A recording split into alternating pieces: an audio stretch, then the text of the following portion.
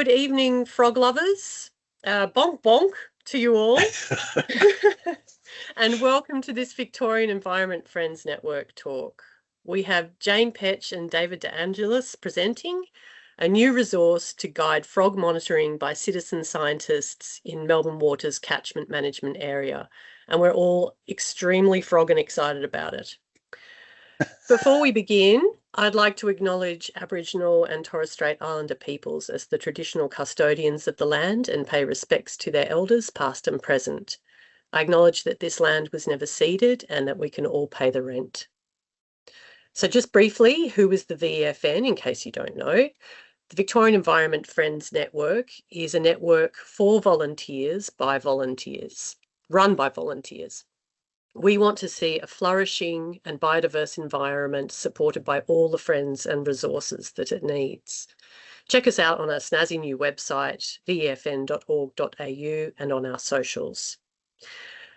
While the presentation is happening, please can everyone make sure that their microphones are on mute. Please be aware that we are recording this meeting.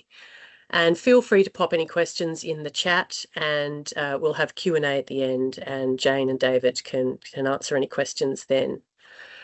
Oh, I've lost my paper. There it is. The lovely Carol Chalice from the VEFN is also here and will be helping to moderate the questions. And we are absolutely delighted to have Jane and David here tonight to present. Thank you, and let's give them a warm, welcoming wave. Take it away, Jane and David. Thank you so much. Thanks very much, Jessica. And thank you everyone for joining us tonight. At least we're inside where it's warm tonight. So I'm the Water Watch Coordinator for the Frog Census program at Melbourne Water. And David and I are very excited to present to you a tool that we have been working on for some time. We have certainly been talking about this for years. And hopefully you find this interesting and useful in the citizen science work that you may be doing around the Greater Melbourne region. So I'm going to share my screen. I've got some slides that are going to help illustrate what I'm talking about tonight. So I'll just turn that on. If I can find my cursor, I will.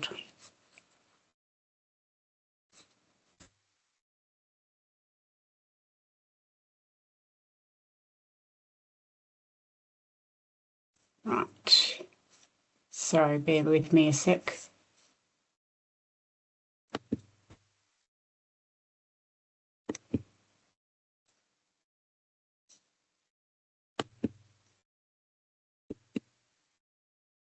Okay, so hopefully you can see a big, beautiful frog right there. So the new tool that we've designed it's called the Frog Monitoring Planner. So I'm going to talk through with you the whats and the whys and the hows. Just as we get started, I also would like to acknowledge the traditional owners.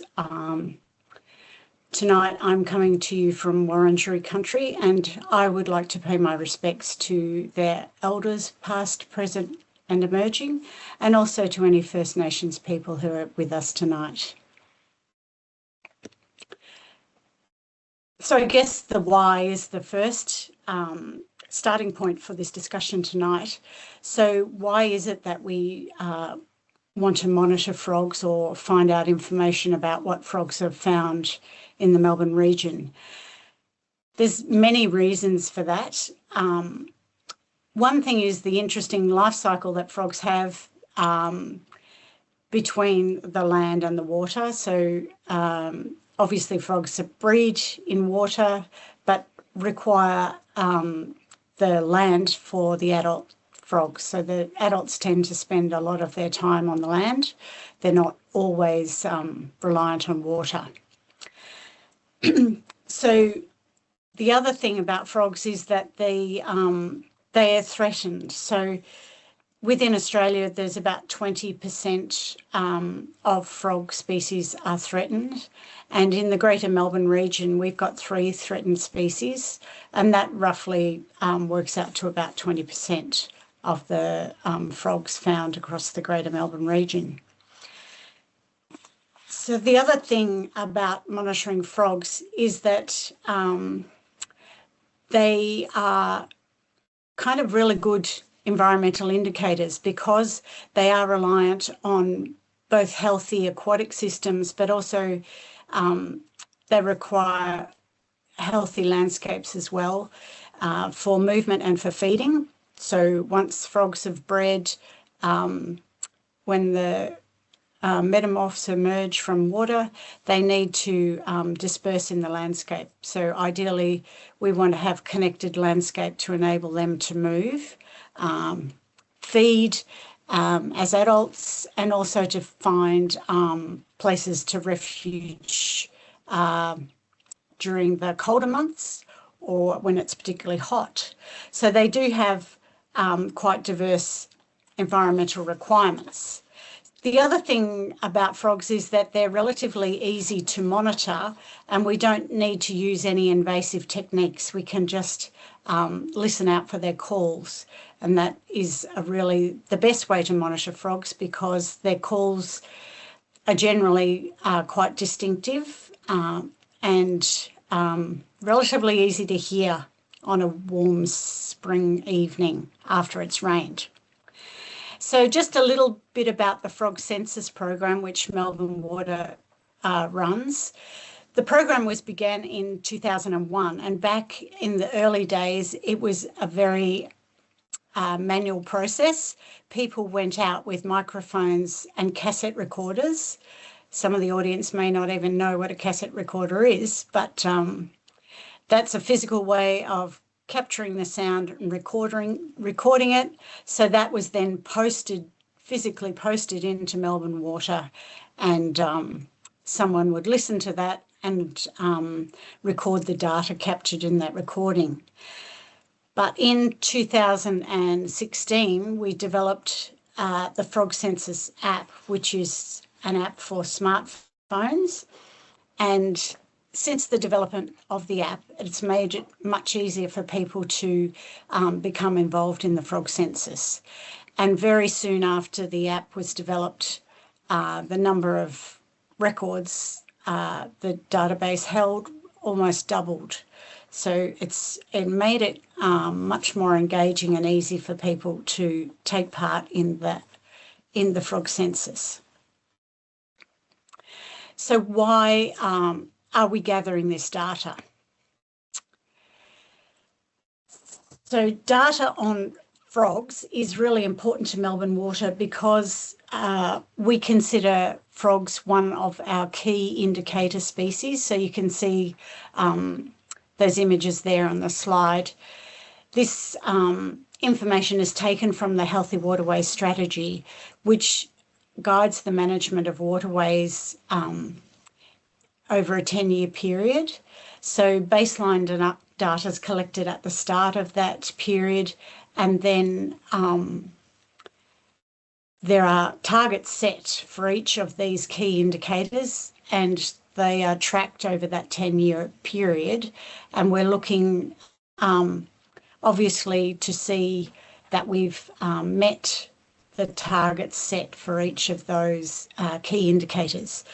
So frogs are a very important part of providing feedback on how we are managing waterways and whether we are doing a good job or not.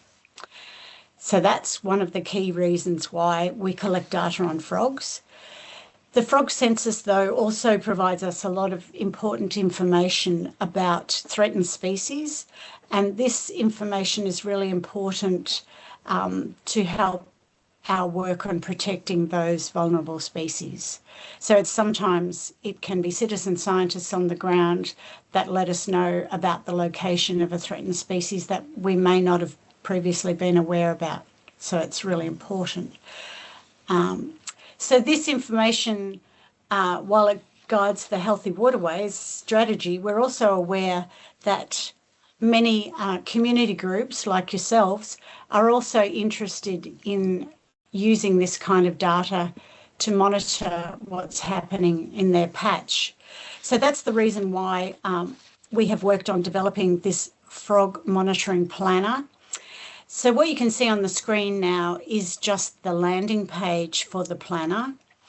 And this is really a tool which is designed to enable groups to design their own frog monitoring plan and provide them data which can help track changes in frog diversity over time. So what the planner does, you can see on the left-hand side, there's a series of numbers there. So it's quite a stepwise process to step you through how to build your monitoring plan. And the intention of this tool is to help groups to be a bit strategic about the frog monitoring that they do. And part of that is about deciding on a goal or an objective for your monitoring before you start. So that's what this step one is about, choosing a goal, which then guides the design of the monitoring plan.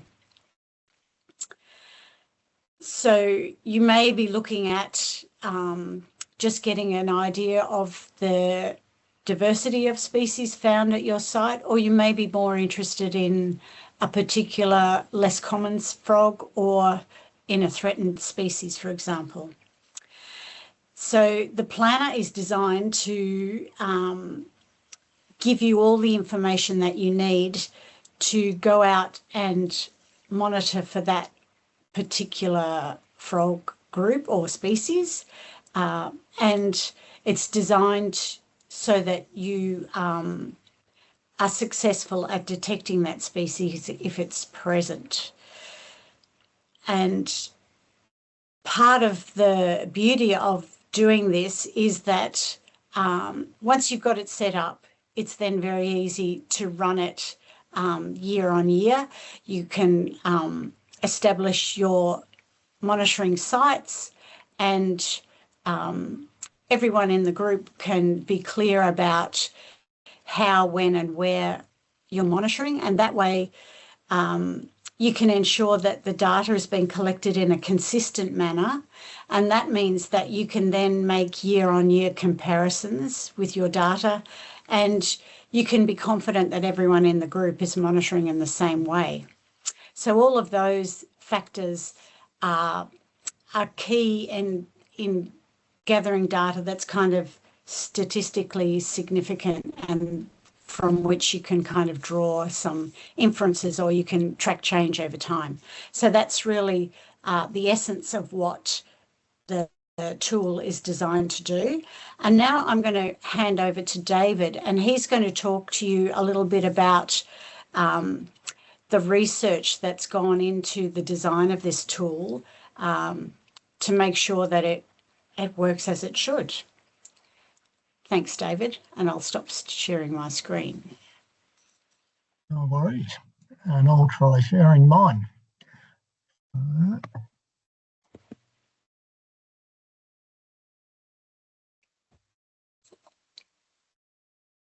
Okay, hopefully that works. It does. Very good. Thanks, Jane. As Jane's mentioned, well, I suppose I should briefly introduce myself first. So I'm David, and I mainly work as an environmental consultant and also a little bit in environmental education with La Trobe University's Nanyuck Tamboree Wildlife Sanctuary. Among wearing a couple of other hats, including the current president of Frogs Victoria. But I've worked with Jane a fair bit around the frog census program that Melbourne Water runs. And I recognise a couple of names among the audience, although I don't think I know most of you, but at least a small number who I have worked with in the past on various projects, albeit usually always in relation to scaly and slimy things, which are my particular bias, frogs obviously being one of them. So, as Jane mentioned, I'll cover a bit of the background research and additional information that went into informing the online monitoring tool that James just described to us.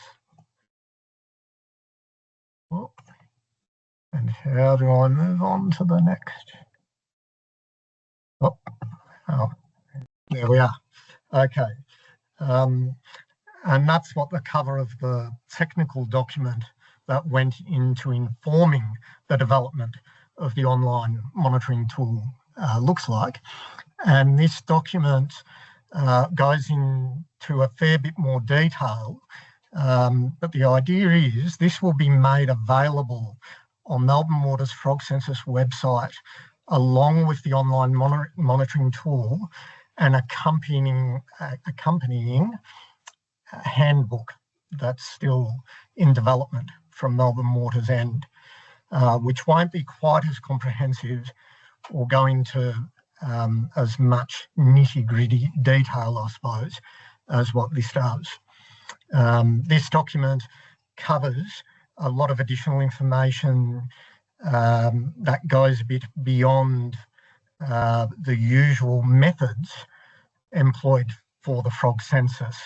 And the idea behind that was for those groups or organisations, not necessarily just citizen scientists, but experts working alongside community to monitor frogs, that they would be able to consult this resource as well, and getting information to assist in developing more comprehensive frog monitoring programs.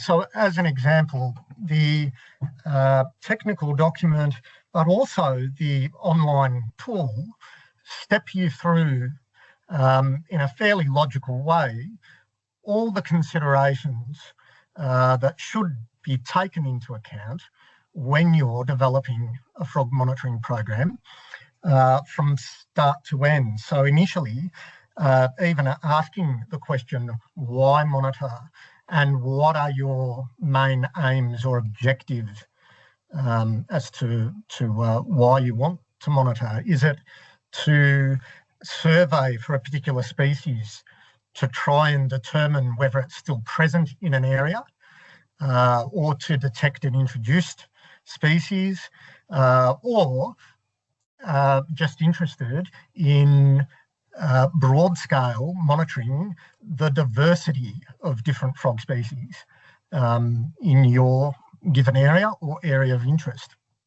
As an example though, for those of us who are lucky enough to have growling grass frogs in the regions where we work or study or play around in the outdoors otherwise,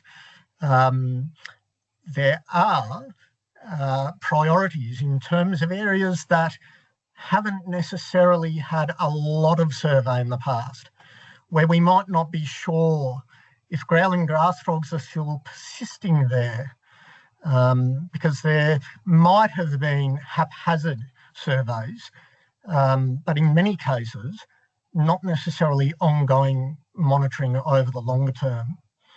And so once you consider where to monitor more broadly, you then need to consider obviously where to target within that broader area in terms of the habitat that you're going to monitor.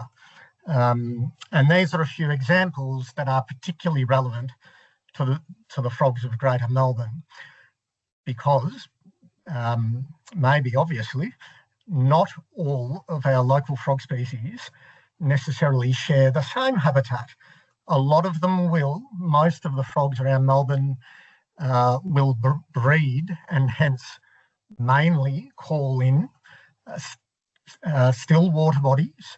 And if they don't hold water permanently, they might hold water for most of the year. But there are some exceptions to that broad rule. And I'll very quickly give you a couple of examples. So two of the threatened frogs that occur in Greater Melbourne, the brown toadlet and southern toadlet. which are very closely related species, share the same mode of breeding. And that is to lay their eggs in areas that are dry for half of the year, give or take. The idea is that they are breeding, laying their eggs, and hence mainly calling in autumn, with their peak calling in about April, the middle of autumn. But they're laying their eggs in areas that are dry at that time of year. And the idea is those areas then flood, hopefully, in winter if we get enough rain to saturate the, to either raise the water table or saturate the soil enough to flood those shallow ponds or even seasonal gully lines or depressions otherwise. There's one frog in the Melbourne area, Leisure's frog, or the otherwise very appropriately named Rocky River frog, which is the only one in our region that breeds in reasonably fast-flowing streams and rivers. But it relies on tributaries that have a lot of bedrock usually, or cobbles or rocks otherwise, hence its name, Rocky River frog. Having said that, whether it's the brown or the southern toadlet or Leisure's frog, these are species that are a lot more, or at least currently, they are a lot more restricted in Melbourne than the vast majority of more common local frog species that most people would have a greater chance of encountering. So these are more the exceptions if you are lucky enough to have these frogs still persisting in the area where you're working or surveying. Then it's important to consider when to monitor, because of course, not all of our local frog species are breeding and hence calling at the same time. I should probably mention at this point, it's mainly for those who are unaware, the male frogs, at least, that make calls that we recognise as belonging to frogs. Female frogs don't really call that much, or at least they don't make what are called advertisement calls, which are the ones that, for example, we would be recording for the frog census. And I'll briefly mention there's two reasons why the males are calling. We probably don't have to guess why, or at least what one of them is, to attract a mate, the females. But there's another aspect to their calling, and it's territorial, towards other males to let them know to keep out of their little patch. But both of those functions are communicated either within the same call or at the same time of year, mainly when the frogs are breeding. And so very briefly, I'll explain what we did to determine the call calling periods for all of the frogs of the Greater Melbourne area. This was based on a study that was done on the core calling periods for the frogs of New South Wales by Frank Lemkert and Mike Marnie, who are both honorees now at the University of Newcastle. So we use their method because it's a fairly simple way of determining this. And that is very simply to consider the call calling period where 90% of the call records are across the year. So the months across the year with 90% of where the call records are concentrated, we consider the call calling period. And then there might be tails to that call calling period where they're not calling quite as much, but you still have a reasonable chance of detecting them and recording their calls. And so that's indicated as well. And then we tweaked it a bit based on data from researchers at the University of Melbourne who looked at the calling periods for a handful of species around Melbourne. So we fed that into this chart, which is a little bit simpler and easier to interpret, as well as using some personal or unpublished data. So expert impressions of when these frogs are mainly calling to refine those core calling periods. And I should mention quickly the online tool, once you step through that planner, it will refer to when those core calling periods are for the various species that you might be interested in monitoring. Another quick case study again based on that, since I already talked a little bit about the growling grass frog, we'll stick with it. So there's been a lot more research done into when this species calls, thanks to Dr. Jeff Hurd, who's considered one of the main authorities on it. And we know, for example, that its core calling period tends to be from about October to the end of December, and then they might carry on a bit to the end of March. But occasionally they can start calling and breeding as early as a little way into August, or usually by the time we hit September. But it may not be the month or the time of year when you'd have necessarily the greatest chance of recording the species. In order to detect the growling grass frog, though, as an example, we know, thanks to Jeff's work, that you have to go to a lot more effort if you want to get a really good chance of detecting it. And for better or worse, it actually means that you need to do spotlighting for about an hour at each site or each wetland or water body that you survey to achieve up to 95% confidence of detecting them.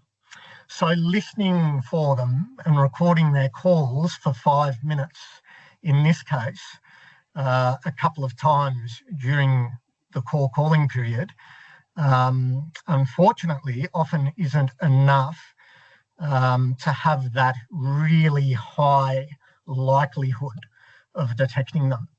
That's not to say that those efforts at listening and recording the calls are wasted on their own if that's all that you do. There's still a chance that you will detect them, and that's still really valuable data. I should mention very briefly at this point, there are also potential issues with spending an hour spotlighting around the habitat, particularly for a threatened frog like this. And they are around disease transmission, because we know that growling grass frogs, among other species, suffer terribly from the amphibian chytrid fungus, but also disturbing the breeding habitat. So we don't necessarily want groups of people to be trampling through wetlands or around ponds or dams where these frogs are breeding and disturbing them during that period. So given that, what are we recommending if we are focusing mainly on contributing records for the census through Melbourne Water's Frog Census app? So you should record calls for at least 5 minutes, and the app is timed, so it'll prompt you to record for that long, and record for that long regardless of whether you can hear frogs calling or not, because absence data, in inverted commas, is still really valuable data to know when frogs aren't likely to be calling. And then it's a lot more difficult to try and figure out the reasons often as to why that might be. but at least it's a starting point. And visit the sites repeatedly. So not just once in the season that you're targeting, perhaps depending on the species that you are keen to record, but at least twice, and ideally even more times, because that will only increase the likelihood of you recording the frogs that you're hoping to. And if your objective is to record throughout the year, and the focus is more on what is the diversity of frogs that are living in this area or around a particular pond or dam or wetland or creek, then spring and autumn are the key seasons, because at least in the Greater Melbourne area, most of our frogs, in fact with barely any exceptions, call mainly during spring and or autumn. So any of the frog species occurring locally that call in winter or call in summer will generally be detected in spring or autumn as well. But again, the technical advice document, as well as a monitoring tool, will help remind you as to when the particular species that you might be interested in are calling. I mentioned issues around disease transmission. So chytrid fungus can be transported around even on our footwear or wet gear or equipment. And so the advice also goes to what you should do to minimise the risk of transmitting that disease between different habitats that you might be monitoring in. So chemical disinfection or drying of your footwear or equipment, because total drying will also kill the amphibian chytrid fungus. And there's also, probably is important to mention, a little bit of information in regards to safety, at least in the online monitoring tool, working in pairs and being particularly cautious, obviously, when you're surveying around water, not least of all at night.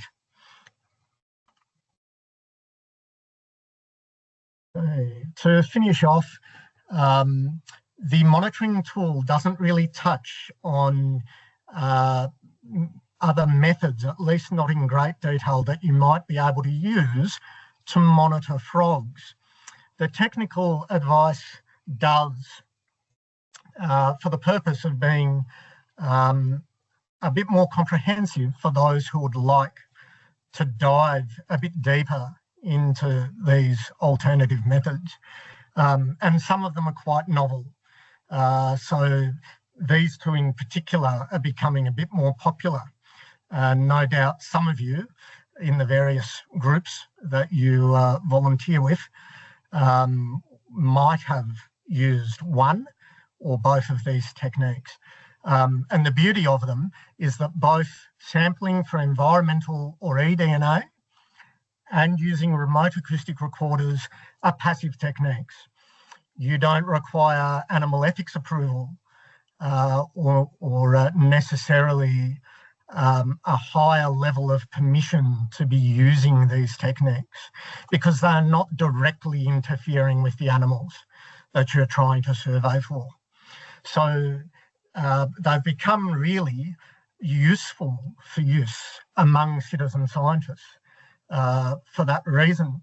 And in the case of environmental DNA, over time, or a bit more recently, the methods have evolved to be a bit more user-friendly and simple to use. And the cost of doing the DNA analysis hopefully will continue to come down a bit, so that it'll become more accessible to more organisations and community groups over time. And then there are techniques that the technical advice goes to that are a little bit more involved and do directly interfere with the animals that we might be looking for. And so whether that's spotlighting around the habitat or surveying for tadpoles, which isn't arguably often considered as much as it should be. It's a large part of the life cycle, as Jane mentioned, for these animals.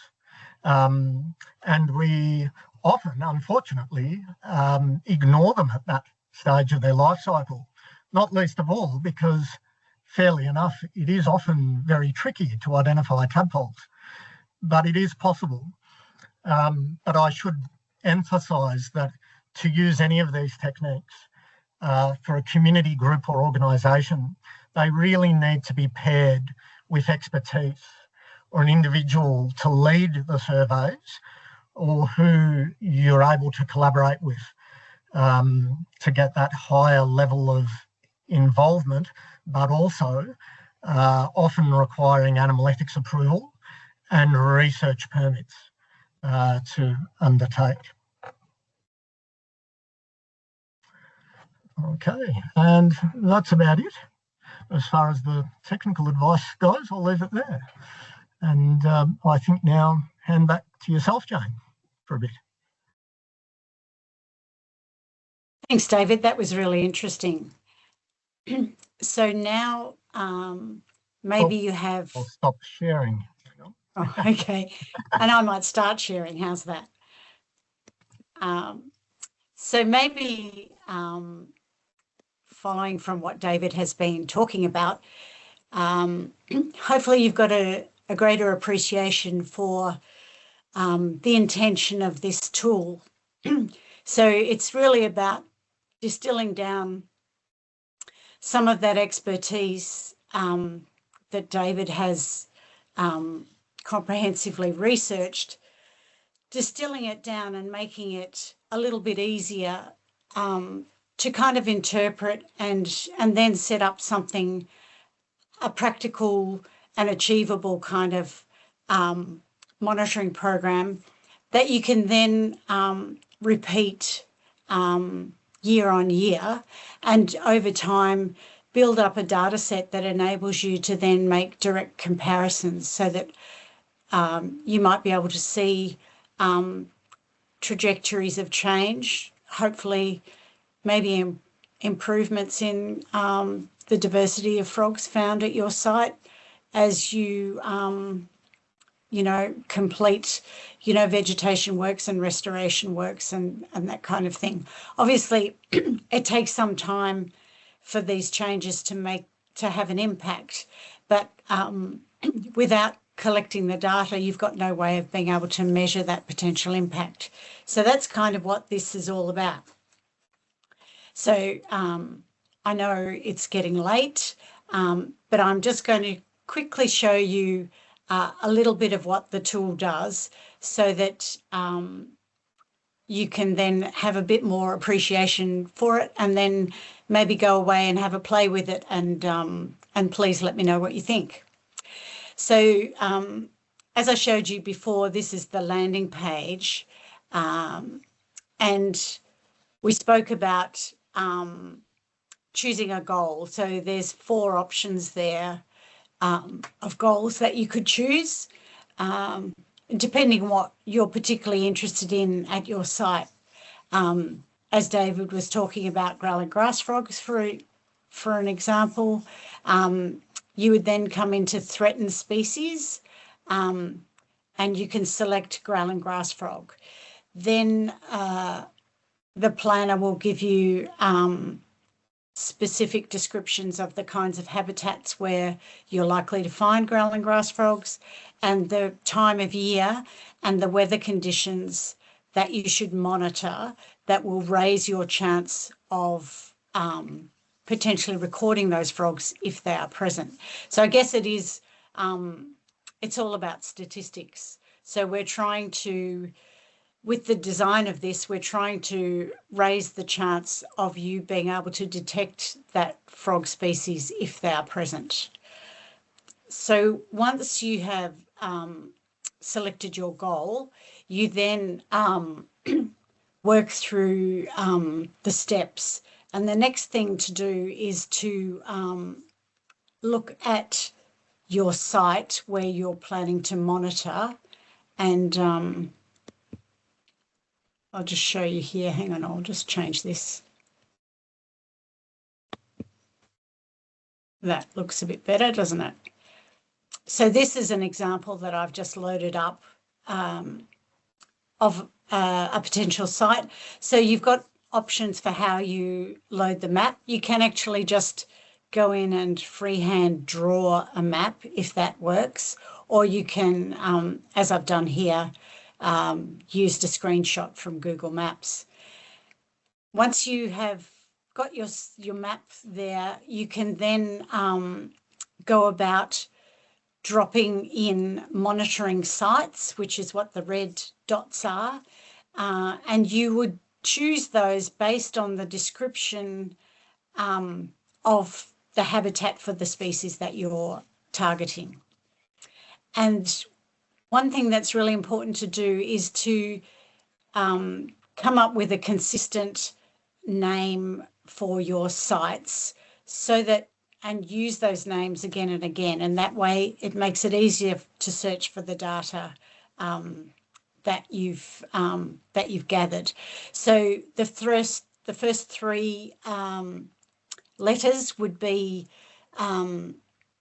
your community group, for example. So you know, friends of wherever it is. The next two codes are about the catchment that you're in. So in this case, I'm in the Yarra catchment. And then the final code is the individual site. So whether it's a wetland or a drainage line or a river or whatever, you can kind of personalize the description of each site using the third part of the code. And the description for how you should choose your codes is all included in the handbook.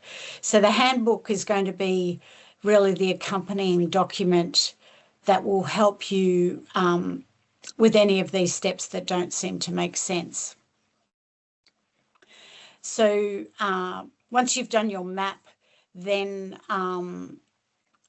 the planner will give you suggested survey schedule, so you can work out how often and which months you need to go out and survey.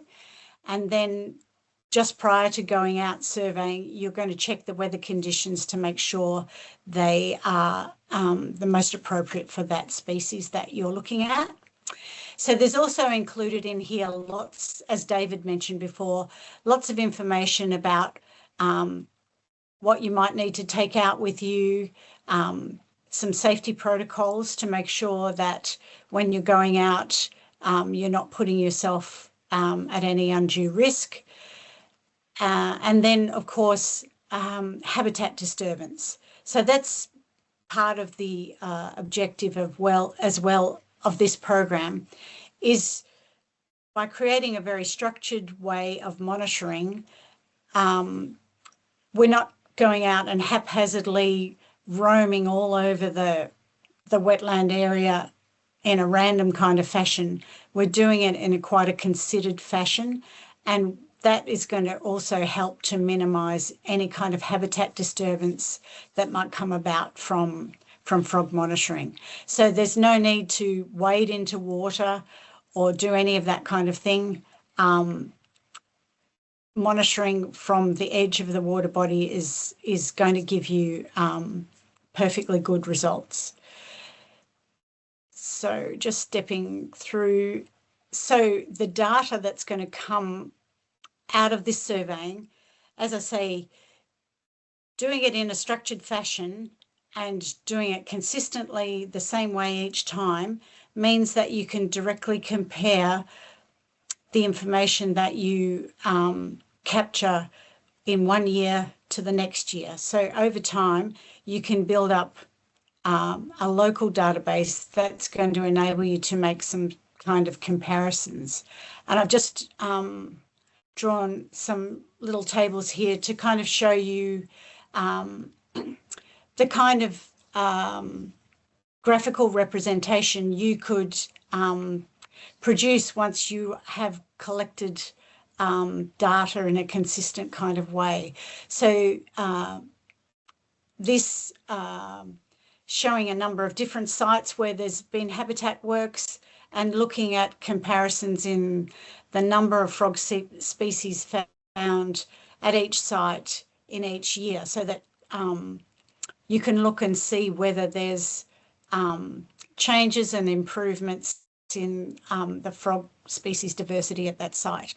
And that then gives you some sort of way of gauging the work that you're doing and the changes that might be happening at your site. So that's kind of the key objective behind this tool. So trying to streamline the process and make it easier and more achievable for everyone to do. Now, the last page I have got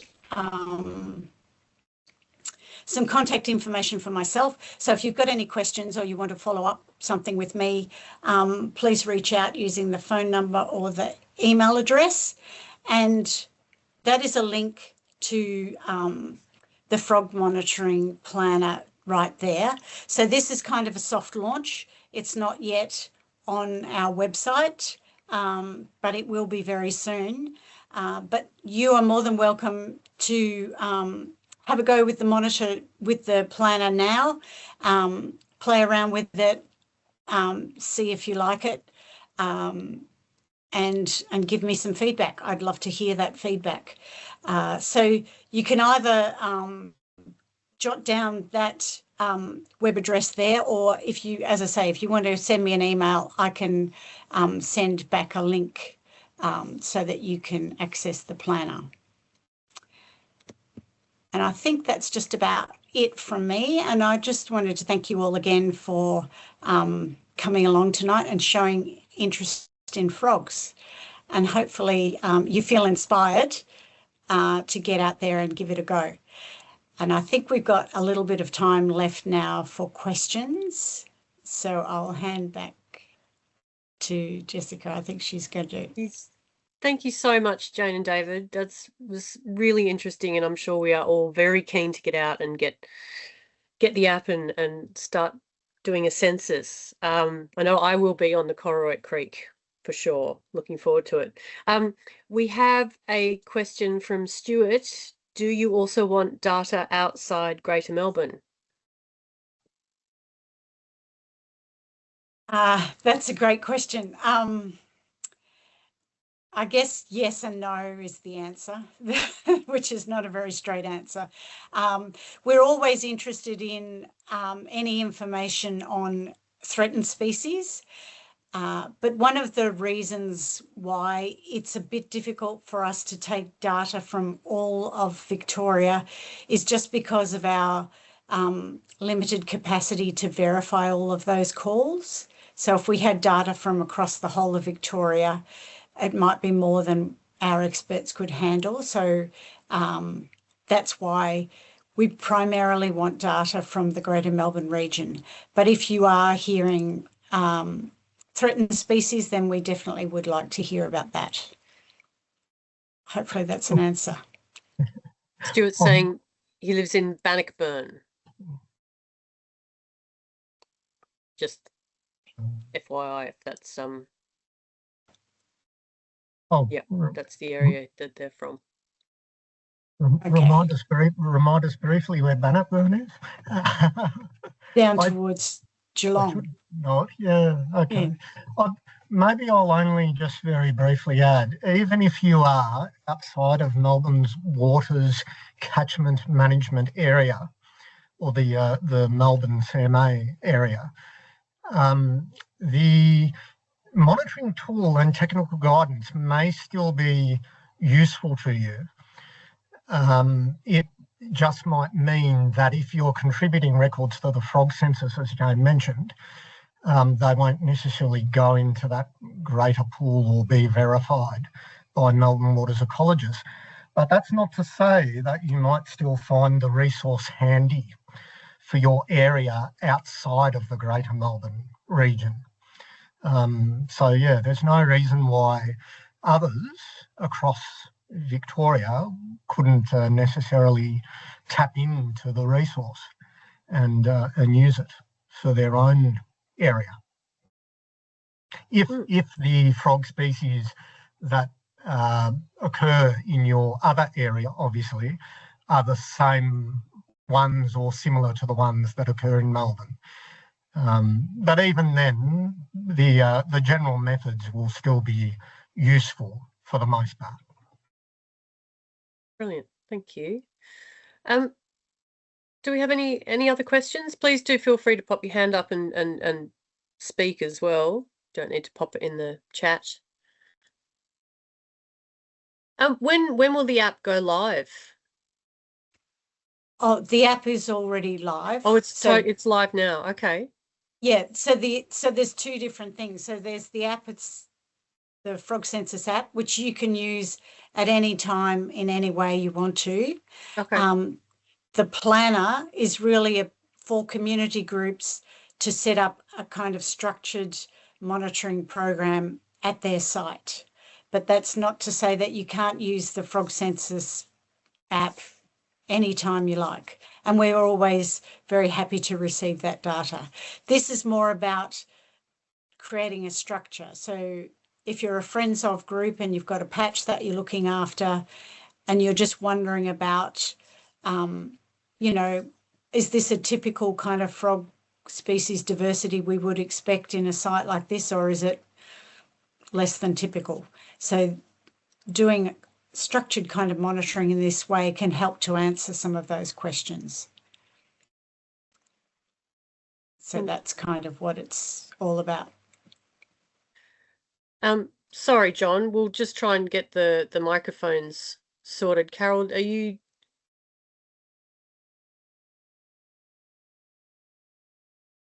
Have a try now.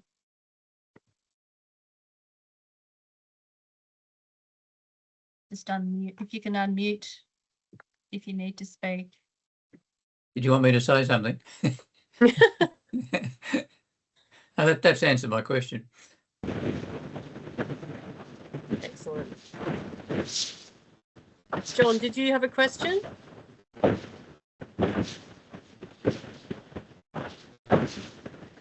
Maybe not. Don't think so. Okay.